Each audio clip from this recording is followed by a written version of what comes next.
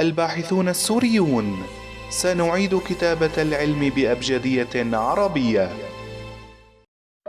الشخير، ماهيته، أسبابه وعلاجه.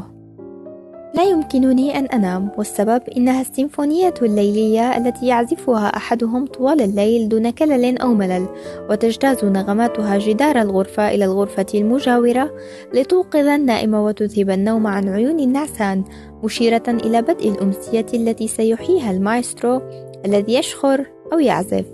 لكن ولكي لا أكون ظالما، فإن الشخير يضر صاحبه أكثر مما يضر سامعه. فما هو وما أسبابه وعلاجه؟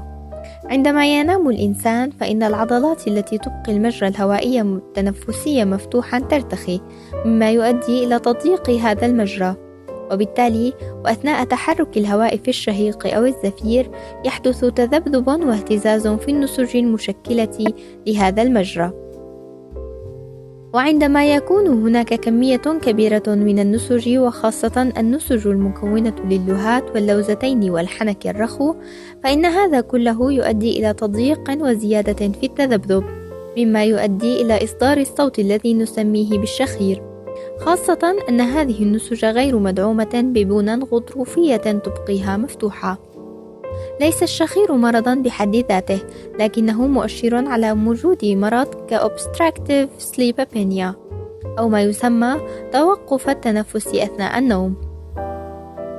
وتتمثل أعراض هذا المرض بالشخير وصعوبة التنفس، وتوقف مؤقت للتنفس ناجما عن انغلاق الطريق التنفسي، فيستيقظ النائم، مما يؤدي بالتأكيد إلى تقليل نوعية النوم، ويضطر المصاب به إلى النوم أثناء النهار. لذلك غالبا ما نلاحظ أن المصابين بهذه الحالة يعانون من ضعف في الانتباه، وانخفاض في التركيز، وتدن في مستوى نشاطهم. هذا على صعيد الحياة الاجتماعية. أما فيما يخص الحياة الشخصية والعلاقة مع الشريك، فإن النتائج على الأغلب لن تكون سارة. وفي حال تعرضت لحالات مشابهة، فعليك مراجعة الطبيب. لكن قبل الحديث عن الطبيب وعن العلاج، ما هي العوامل التي تؤدي إلى الشخير؟ بإمكاننا الإجابة عن هذا السؤال بسهولة. إن ما يسبب الشخير هو الاهتزاز الناتج عن مرور الهواء في مجرى متضيق. فما الذي قد يجعل المجرى التنفسي متضيقا؟ شرب الكحول قبل النوم. فالكحول ستجعل عضلات العنق أكثر ارتخاء، مما يجعل المجرى التنفسي أكثر ضيقا، ومن ثم يحدث الشخير. تناول الأدوية المهدئة والمنومة sedatives، والتي تحدث تأثيرا مشابها لتأثير الكحول في هذا السياق.